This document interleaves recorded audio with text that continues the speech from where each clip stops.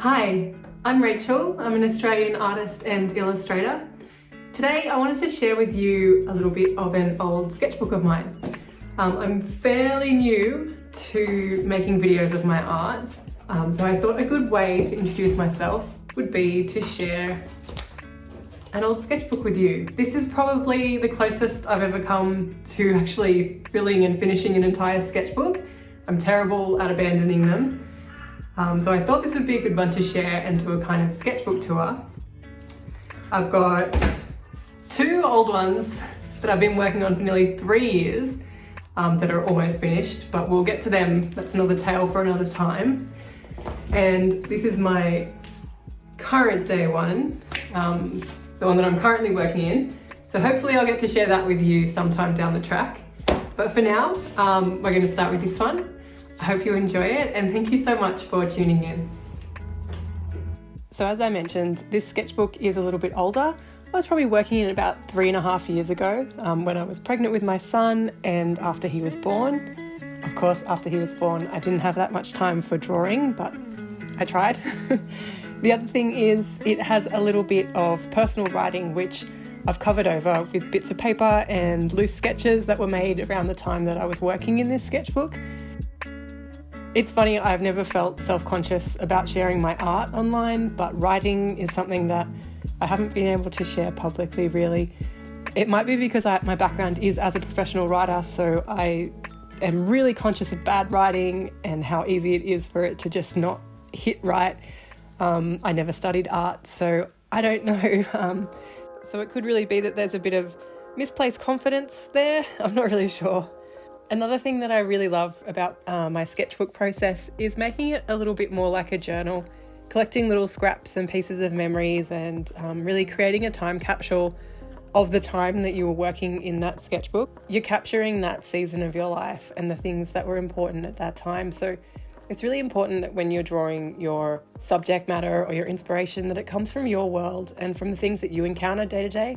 And with this sketchbook, I remember I'd been living back at the farm for about a year and was just feeling really optimistic and happy and at home. And of course, the horse drawings are starting to sneak in as I return to that love and that fascination. Another thing about this sketchbook is I did a lot more experimentation than I often do. I usually just stick to pens, ink, pencils, that kind of stuff. And in this one, I think I did a bit more not really abstract, but sort of leaning that way as far as I go. And of course, the cicada wings are kind of emblematic of summer on the farm. They're just everywhere, they're so loud. So yeah, there's a bit of maybe unsuccessful abstract experimentation, but they don't all have to be great pieces. It's all about having a little bit of a creative explore. This page was, I think, one of my favorites. I always have loved this page. It's just kind of simple in a way that I don't always get to be.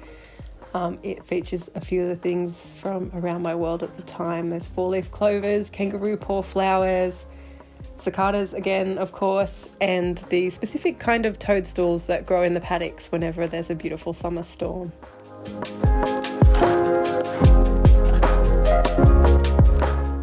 So with this page, I remember really clearly drawing these, and I've covered up the writing on the left, but that day I'd been to a funeral of a young man. It gives you a kind of different perspective on your day. I think everything felt really poignant. The heron in the creek and the running horses, all those sort of things.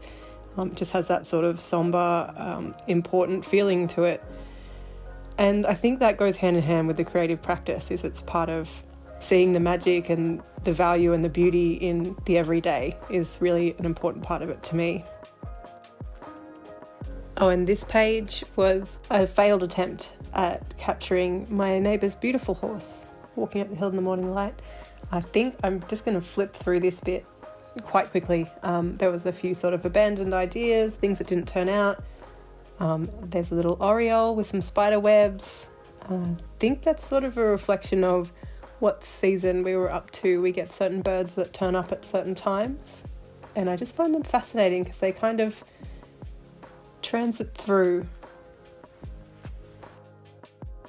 And the sea eagles, that's another sort of common visitor that we have, and they Another thing around our place that really feels like quite a powerful symbol to see, or a really profound sort of beauty. Often, you don't hear them, you just sort of sense that there's someone else there with you, and you look up in the sky and there's these beautiful big creatures. They are white-bellied sea eagles, so they are a striking white and a soft grey. They're just incredible animals.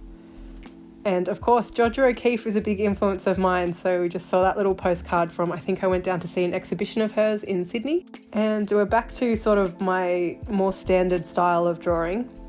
I really love this page too, although I don't think I ever really finished it because I don't think I went over that line work. But anyway, it's happy as it is. And this stuff is a little bit more experimental for me, a little bit slightly different, but still the same, and definitely the same old subject matter that I'm used to using. But I was really happy with the direction that these drawings were going in. I kind of abandoned it though. I sort of didn't really pursue it, but I love that colour palette and I love the textures. Then we get into this little bit of unfinished, half finished, just didn't go great. This is right after my son was born, so I think you're just in survival mode, really. And then also, because I never work in chronological order, I know that this was drawn before my son was born, so we're going backwards in time. I'm really terrible. I just jump all over the place and just open up to whatever blank page.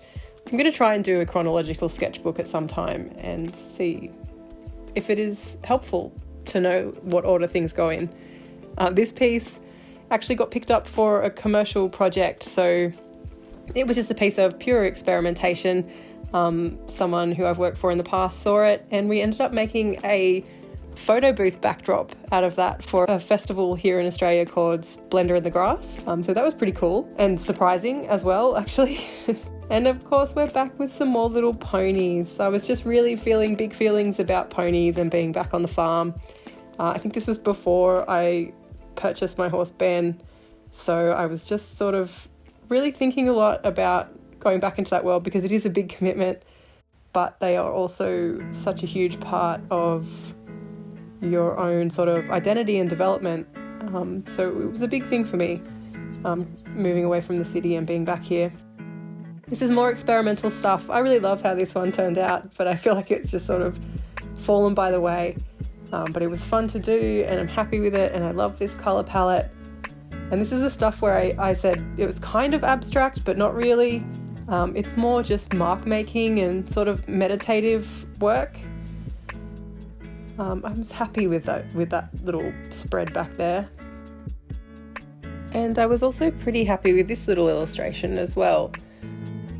I think it just felt like it captured a lot of what it feels like to become a mother and to sort of experience that other side of being a woman. There's a lot of sacrifice, a lot of power, a lot of responsibility. There is just so much going on. It's quite incredible. And we're back to this colour palette, this texture, and this kind of experimentation that I was working on. That's a kangaroo skull, for those of you who aren't Australian.